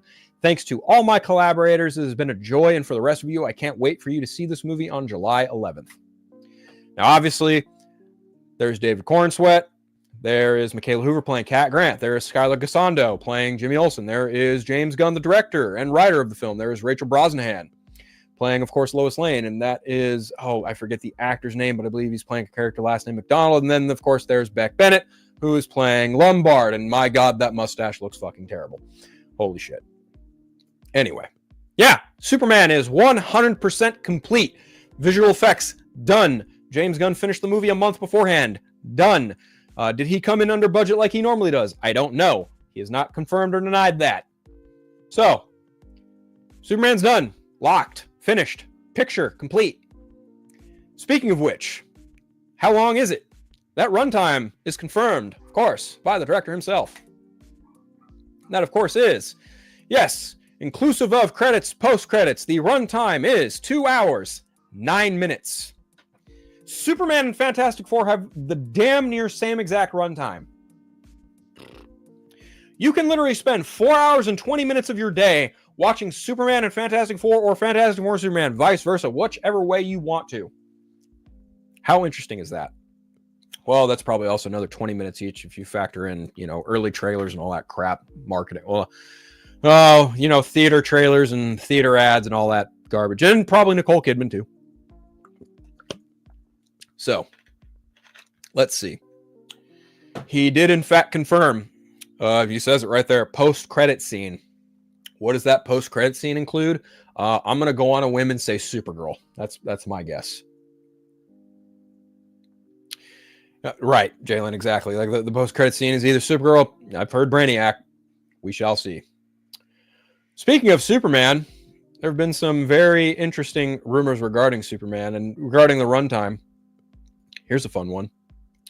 Here's a real fun one. This one's fun. So, this is interesting right here. Any truth that Warner Brothers forced you to make it shorter? James Gunn says, and I quote, "Zero truth to that. And they couldn't, even if that's something that they wanted to do. It's a DC Studios film." Now, I've been saying this for like a year. I've been saying this for well over a year. So let me go ahead and say it louder for people in the back. DC Studios is its own studio that does not take any orders from Warner Brothers Picture Group. DC Studios is its own autonomous thing. It is another arm in the same way Warner Brothers Pictures is to Warner Brothers Discovery. And then, of course, you've got some asshole on the internet going, well, he still answers to David Zaslav. If you fucking believe that David Zaslav is spewing down James Gunn's neck every fucking day, every waking minute about making Superman the best fucking movie it can be, or telling him what to and to not greenlight, you are out to lunch. You are fucking delusional. You have no fundamental idea of, again, how studio politics work. James Gunn and Peter Safran co-head DC Films. Meaning, let me make this abundantly fucking clear, okay? Let me make this really fucking clear for the idiots who don't fucking listen. Whatever DC project comes their way, it is on them to give the green light or the red light. David Zaslav does not fucking care, okay? He does not give a shit. Why? Because he's got the whole other fucking company to run. He's got other people to talk to. Yes, he probably meets with James Gunn like once a week or once every other week or some shit and says, hey, how's it going? Okay, fucking cool. That's it. But people who think, oh, Warner Brothers is fucking, they're telling James Gunn what to, no, they're fucking not. Stop. Just fucking stop. This is the thing that DC fans wanted for the longest fucking time. For DC to have its own fucking page at Warner Brothers. Absolved of anything Warner Brothers Pictures. Because that was the fucking problem. People like Toby Emmerich, people like Jeff Johns, people like fucking Walter Hamada, who had no fucking idea what to do with this fucking IP. How to adapt this shit. And yet you've still got idiots going, well, Warner Brothers is gonna... No, fucking idiot, no! Warner Brothers is not gonna do a goddamn thing. Do you see the Warner Brothers Pictures logo in front of a fucking Superman trailer? No. You know what you do see? DC Studios. Do you see the fucking WB logo? Again, no. You see DC Studios. DC Studios is here to stay. And even in the event that Superman doesn't superbly succeed at the box office, there's no way that they just dissolve DC Studios. No, it's not going to fucking happen. And for anyone wanting this movie to fail, fuck you. You're fucking dumb. You're fucking dumb. If you are a DC fan and you want this movie to fail, you are fucking stupid. Because if you have such a hate boner for James Gunn, you're fucking dumb. You're ignorant. It's not his fault that the DCEU failed. He was brought in to head DC Studios, and DC Studios inherited things. They inherited the DC IP. Mind you, they had 4 other fucking movies made and in the can when he inherited the DC Studios moniker. Okay? So those 4 movies, yeah, it kind of sucks that they were DOA. Beautiful thing about DC and comics in general, you reboot things and change them up to modernize them to fit with today's society. I don't know what other way to say it, guys. Like, DC Studios is its own fucking thing, and this is the thing that I've been wanting since 2013. I had a fucking argumentation debate teacher tell me I was insane for thinking that DC deserved the same respect that Marvel did. And I was like, why? Why should Disney give Marvel... Why should Marvel Studios have its own autonomy? Right? Like, why should Marvel Studios have its own autonomy, but Warner Brothers should be in charge of DC? Why the fuck is that fair? It wasn't. And I'm glad. I'm so fucking glad that DC Studios is its own fucking thing. And I say this as someone who has a fucking full circle poster signed by Zack Snyder, Damon Caro, Deborah Snyder, and Patrick Tatopoulos. I love Man of Steel. I love Batman v Superman Dawn of Justice. I love Zack Snyder's Justice League. Am I excited for Superman? Maybe, kinda. I don't know. Like, yeah, I don't think the movie's going to be bad, but I think it's going to be fine. Like, it's not how I would take Superman personally, but, you know, doesn't look like the worst shit since baked bread. That's for damn sure. And again, my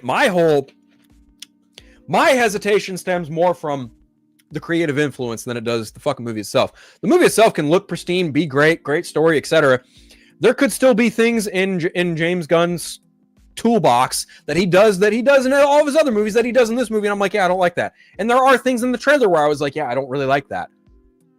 But the hard part is, for some of these people, they have to be fucking assholes about it. And it's both sides. Whether you're pro James Gunn or pro Zack Snyder, there are asshole fans on both sides of the fucking coin. And they piss in the pool for everybody. And that's the part that fucking pisses me off. Like that fucking dude in our chat earlier, pedo versus James Gunn, Superman trash. Shut the fuck up. Take that fucking bullshit somewhere else, dude. I'm not the one. I like how straight up you are. It's refreshing hearing from someone say "fuck you" to numbnuts. I mean, man, if this is your first time in my chat, let me tell you, this is me. This is who I am. I don't fucking care who you are. I will tell you like it is. Like I said, I used to be on a show called The Four Nerds, and there were a couple guys who would disagree with me on a lot of shit. They'd be like, "Oh, you know, you're pretty, you know, you're very." It's like, dude, I'm just fucking honest. If you don't fucking like it, there's the door. There's a door right there. There's a door right there. walk out it. I want to rant on all the Snyder Bros that keep talking shit about James Gunn's Superman, bring up his tweets, the toys, and how it's going to fail, how it's a joke, and it's so much more insane. Pro James Gunn's fans need to calm down and not go to the same level of Snyder Bros and talk shit, just enjoy the movie. And that's just it. Like, you've got hardcore, and I've only just seen what's been presented to me from other people who share screen grabs on Twitter of just this asinine fucking like apparently someone tried to make this picture of like, oh, it's empty. We've got empty toy shelf of Superman stuff. And I took the last one and a kid wanted to buy it and I fucking broke it in front of him. It's like, dude, no, you fucking didn't. Like, shut the fuck up. No, you fucking didn't. That's just, number one, that's a fucking asshole move. Like, how are you going to be a bully to a child who just wants a fucking Superman toy? Like, fuck you. Fuck all the way off with that shit. That's dumb. And then, of course, you've got James Gunn bros who are just like, oh man, this is our Superman. He's got the fucking Williams theme. He's got the fucking bright colors. He's smiling. He's got his crypto. He's not this dark edgelord that Henry Cavill was. And it's just like, what? Like, what? Like, do you not see him having an emotionally reactive fucking reaction to Lois Lane kind of grilling him on shit? Like, do you not see him like landing in the middle of a fucking streetway and busting pipes? Like, he's literally doing the same shit Henry Cavill did to a different degree, but I digress. Like, Superman is updated with society. Like Superman evolves with society. That's how it's worked in comics, and I wish it would work with movies that way. You know, let's turn back the dial. We had Superman Returns. Guess what? That was a Donner Redux with a lame duck story with some pretty decent visuals. But you had a hacky Gene Hackman impression by way of Kevin Spacey. He didn't leave a mark on Lex Luthor. You had Kate Bosworth turning in what is probably one of the most bland Lois Lane performances ever. The only saving grace of that movie is fucking Brandon Routh working with a mediocre script. But hey, he looked like Donner's Superman, so it's all gravy. No, that movie kind of sucked. And then you had Superman fans going, yeah, that movie kind of sucked. We wanted more action out of it. Well, then, fucking 7 years later, here comes Zack Snyder with Man of Steel, and then you had fans going, oh no, that's too much. That's way too much destruction. That's way too fucking too much action. Oh no, Superman shouldn't snap Zod's neck. Oh no, Superman wouldn't let Jonathan Kent die. Oh my God. It's just like, what do you fucking want from this fictional character? Well, I want him to save cats out of trees, and I want him to fucking smile. Okay, well, there's a movie made in 1978 where he does just that. There are plenty of comics where he literally stops a child from committing suicide, so there's that. There are plenty of other Superman comics where he's bright, hopeful, and again, saving cats out of trees. There are also other comics where Superman is kind of roguish. There's a book where Superman fights Batman, and he's a fucking dog of the government. There is even a more recent comic where Superman isn't even on Earth. He's fighting on Mongol's war world to the death. And I'm just like, what the fuck do you want from this fictional character? Seriously, what do you want? And you know what? I may not be James Gunn's biggest cheerleader, but I'm also not his biggest detractor. I think he's a funny guy on social media as far as writing. Well, humor subjective. But I will give him credit where credit's due. He made people give a shit about a talking raccoon in a tree. Can he make people give a shit about Superman? Well, based on the trailer, yeah, I think he's made a lot of fans, you know, not the hardcore crazy ones, but I think he's made a lot of Superman fans be like, yeah, that's Superman. I'm going to go watch that fucking movie on July 11th. The thing I love about James Gunn is that he also reads comics. And I know Zack Snyder reads comics too, but they read different comics, and that's totally fine. You know, you don't have to read every single comic in the library to be considered a comic book fan. And I think a lot of comic book fans find that very hard to believe. I think they find that extremely hard to believe. Because if you haven't read fucking Batman XYZ, then you're not a fucking Batman fan. If you haven't read Superman for All Seasons or All-Star Superman or fucking John Byrne's Superman, then you're not a fucking Superman fan. Well, fuck you. Who the fuck are you to dictate what makes people fans of fictional characters? That elitism bullshit, that tribalistic nonsense, that's the problem. That is a large problem when it comes to this stuff. And it's fans like those who piss in the pool for everyone else. And that pool is one I don't want to get in. I get in the fucking hot tub with my boys, and we talk about things we like and things we don't like. Much in the same way, I'm sure the conversation surrounding this movie is going to happen. I hope this movie is good enough to stop Superman discourse. Probably won't, but I can hope. Look, man, I want the discourse to stop too on both sides, but it's just not. And that sucks. It really fucking sucks. You know, like, being a Batman fan is a little easier than being a Superman fan, I would wager. Because all Batman fans tends to bitch about more often than not is, should he or shouldn't kill? Should he or shouldn't he kill? Right? Like, that's the one big conversation Batman fans usually just get fucking stuck in that rabbit hole for. They bitch and moan and complain and cry if he fucking kills somebody. And that's literally about it. And sometimes it's, oh yeah, he should have trunks on the outside. Superman, it's a whole different fucking conversation. Oh, he needs to have a bright blue suit. Oh, he needs to smile. Oh, he needs to save the cat out of the fucking tree. Oh, he needs to do XYZ to be fucking considered Superman. Oh, he needs to look like fucking Christopher Reeve. Thanks, Gary Frank. It's like, fuck, man. Can I just, like, read Absolute Superman and not worry about Christopher Reeve? Yes, I can. Can I read fucking Superman, Son of Kal-El? Yes, I can, and I love that book. I love Tom Taylor writing Superman. And I love that the Superman moniker isn't even just held by Kal-El anymore. Now it's held by Jonathan Kent. I love that. I love that there is finally a form of legacy with Superman.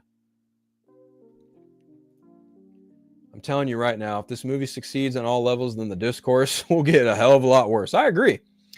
Donovan Martin, prediction, Superman will win July. I mean, hey, Donovan, you know what? More power to you, man. I know you're really rooting for this movie. I'm not sure that it will, but hey, if it does, it does. Right? We'll see. F4's performance might be bogged down by the perilous Marvel releases because one made a conservative amount of money but critically panned, and one was critically praised and didn't make money like Disney wanted. And I don't know that that's entirely the case, man, because honestly, you know, Captain America was kind of a mid movie and it had no competition. Thunderbolts was a great movie that had a lot of competition. And Fantastic Four coming out at the end of July honestly kind of has the better chance of success. And based on the ticket sales, it just might. We'll see what happens. I'm glad I found this channel good watching. Hey, man, more than welcome. More than welcome to come anytime you want. Just fucking, if you're in the fucking chat, just more than happy to engage. Thank you for tuning in. You're a Batman fan, obviously. I love him too. Would you hate Batman if he had trunks in the DC? Man, I'm gonna be honest, man. I don't have a preference on trunks. I mean, I have a preference. I'd rather them not be there because I feel like they've kind of evolved past it. But if they're there, they're fucking there, okay? Like, I don't really like the chones on the new Superman costume. Sometimes it makes it look like a fucking diaper, but there are some shots where it does look good. I can concede that. And hell, even when I'm reading a Batman comic or a Superman comic, am I focusing on the superhero's crotch? Fuck no. Absolutely not. I'm reading the fucking story, looking at the art, appreciating the fucking material. Anyone who hyper focuses on the fucking crotch, you got fucking problems, I guess. Shit. It's not an S. On my planet, it stands for hope. Yes. Bingo. Bingo, Dalton. Yes.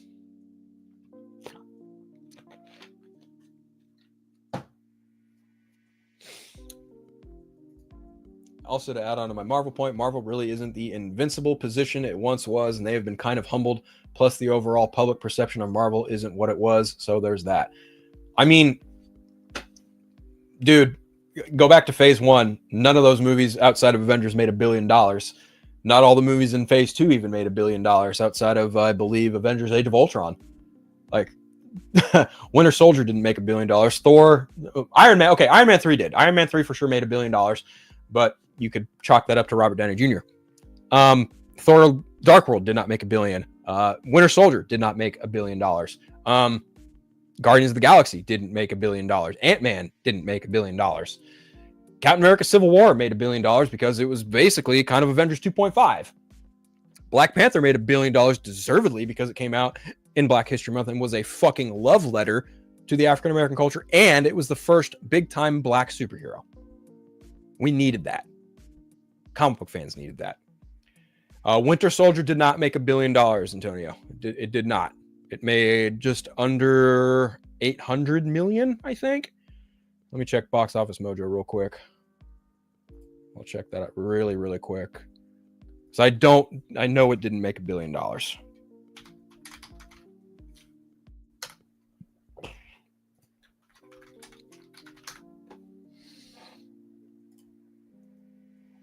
Captain America worldwide gross $714 million.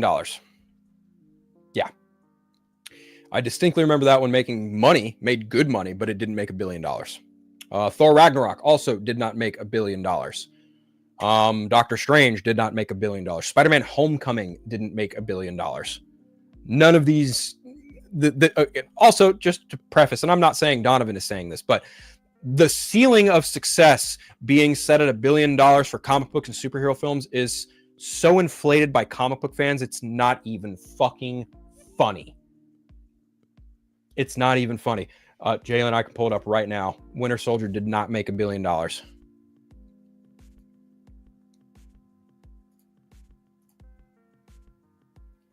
$714,421,503. So technically it made $714.4 million at the box office worldwide in 2014. Avengers Infinity War, I think, made north of $2 billion. Ant-Man and the Wasp made like $800 million. Captain Marvel made $1 billion. Endgame made $1 billion. Far From Home made $1 billion. No Way Home made $1 billion. Deadpool and Wolverine made over $1 billion. Doctor Strange and Multiverse of Madness came very close, but just came in at like 900 something.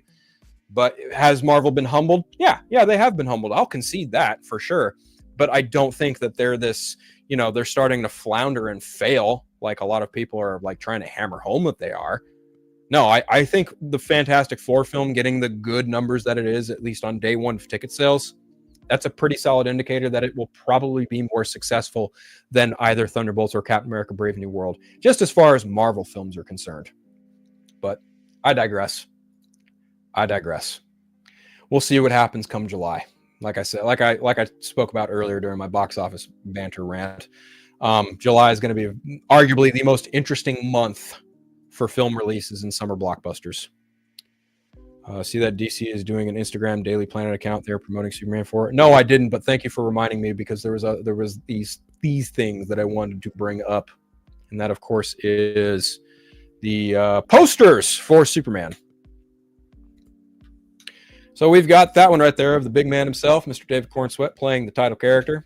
Next up, we got the doggo, Crypto. And Superman Robot number 4, voiced by one Alan Tudyk.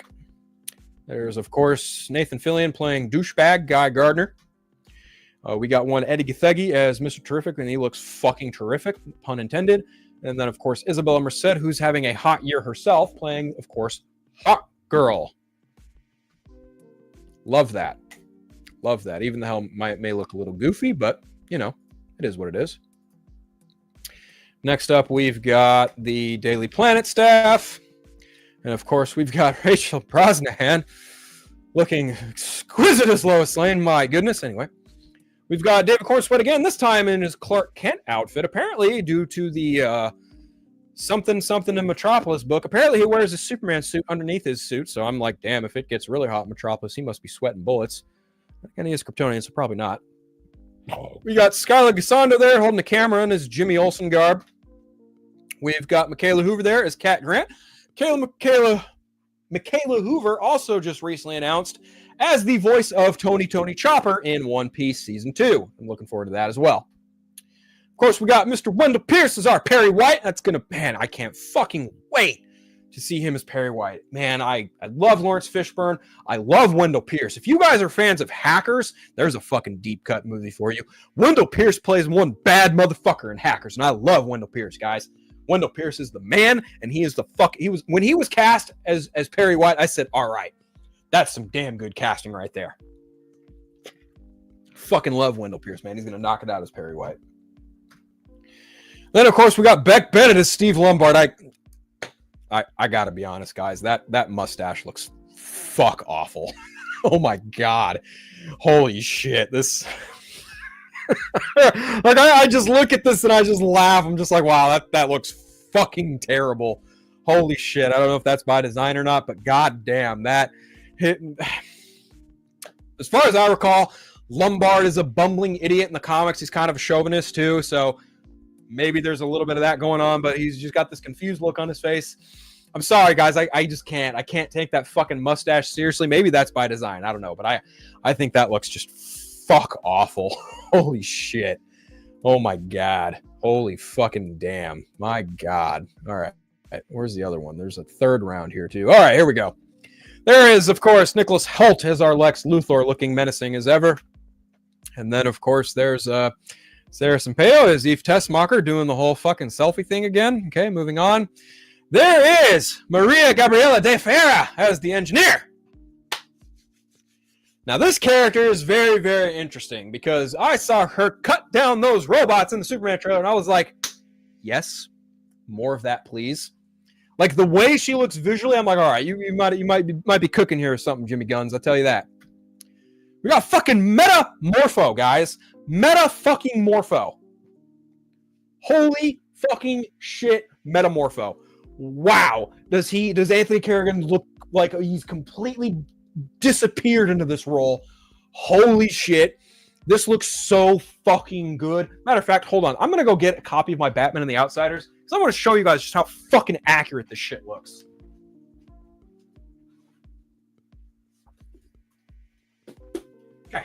Okay. Check this shit out. Check this fucking shit out right here.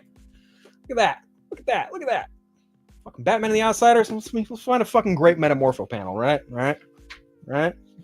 Okay. Let's see if I can find one. There's got to be one here. Actually, I just passed by one. Here we go.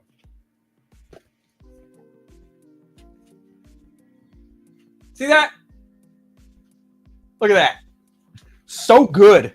So fucking good. Credit where credit is due. Bravo, Jimmy Guns. Bravo. You fucking did the thing. You made Metamorpho in live action. Practically, nonetheless. Like, fucking bravo, James Gunn. Like, if there's one thing I will 100% just gush over in this film, the fact he made fucking... Man, the fact he fucking brought to life Metamorpho just brings my fucking heart to a happy, happy place. I love Rex Mason as a character. He's one of my favorite underrated DC heroes. I love Metamorpho so much. He's such a fucking cool character with such a fucking tragic backstory. Like, I love Rex Mason so much, and I'm so happy to see him finally get his time. Oh, here's another good one. Here, check this out. But a copper candle snuffer ought to put you out of your light, courtesy of Metamorpho!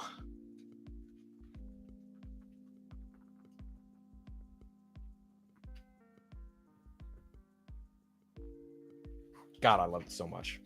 Love this book. Highly recommend. Mike W. Barr, Jim Aparo. I have all 3 volumes.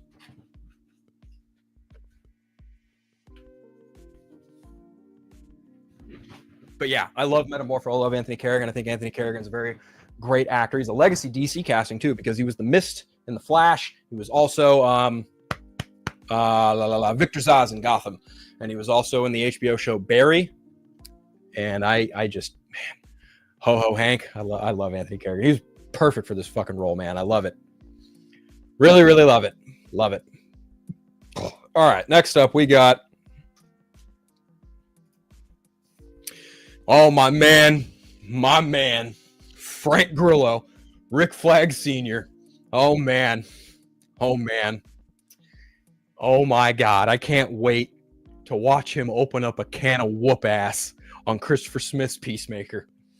I can't fucking wait. Matter of fact, this is the last one. Okay. So let me find this behind the scenes bit right here. Here we go. Look at this. Oh, he's going to lay a can of whoop ass on Christopher Smith. I'm fucking here for it. I'm so here for it. I can't fucking wait to watch Frank Grillo just open up a can of big old whoop ass on Peacemaker. I can't fucking wait, guys. Oh my God. Holy shit. Yes, please and thank you. Now, admittedly, is that one of the only reasons I'm watching Peacemaker Season 2? Yeah. Probably.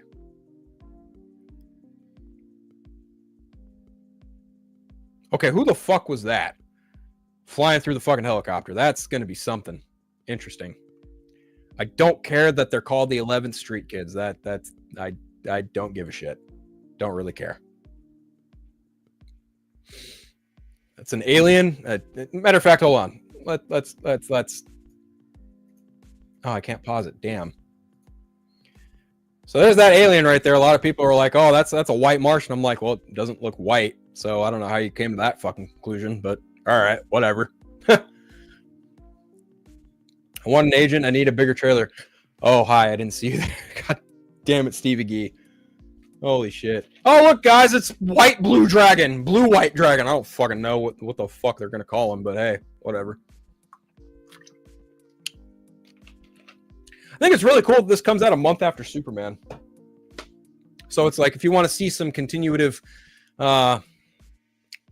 threads there, pun intended, because this is from Threads, you know, you can go from Superman to watching Peacemaker, and it's like, oh yeah, I remember those characters there. Yeah, cool.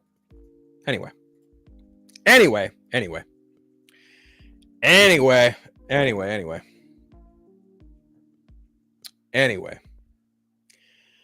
Guys, I think that'll do it. I don't think I have anything else to show for that. Yeah, that's pretty much it. It's been a fun show. I went a lot longer than usual. Went earlier than usual because I had to. Yes. Jose. Is it Jose or Jose? How do I pronounce your handle? I want to pronounce it correctly in the future. Yeah, Michael Rooker is playing a character called Red State Wild, and he will be Eagly's antagonist in Peacemaker Season 2. And I'm actually rewatching The Walking Dead, and I'm in Season 3, and he's playing just that fucking asshole-ish character, Merle. So there's that. But yeah, guys, this has been fun. This has been a lot of fun. I'm glad I got to do this early in the day, because again, I might be watching my nephew later. So if I do, I wanted to get this out of the way, out there and about for everyone else. But I just wanted to take the time to thank, of course, you know, we've got our Dalton, Braden, Jalen, Hunter Iggy, God, who else? Travis Hines, he stopped in. Matthew Gaudet, I don't know how to pronounce that. Thanks for stopping in. Sorry I didn't get to your comment earlier. We also got Antonio, thank you. Darren, Rhea, Taladia, Donovan, thank you. Like everyone, it's really just so great. Hosea. Okay. I'll try and keep that in mind, Hosea. But thank you again, and Hosea, thank you guys for tuning in. I do this every week, and it's good to see the usuals come in. You know, Dalton, Jalen, Donovan, Braden. You guys, like I do this show, and it's great getting to interact with you guys every Friday. Glad I'll be doing this it's Friday Phil, guys. Like it's all part of the plan. It's all part of the plan. So be back next week. Normal time next week. So 4:00 Pacific Standard Time, not early. The only reason I did it early today, again, because my nephew transitioned out of transitional kindergarten and I had the day off. So I decided to bump it up in case I had to watch him later. So yeah, we'll be back next week, the same normal time, 4:00 Pacific Standard Time. Same YouTube channel right here, Unfiltered. Do me that favor. You know, do the thing. Do the fucking thing. That thing. Hit that like and subscribe button. I'd really, really appreciate it. Very much so. But, as I always like to say, everyone, stay safe, take care, keep it classy. Much love. Fare thee well. Did the adieu. I'm going to go play Nintendo Switch 2 now. Bye!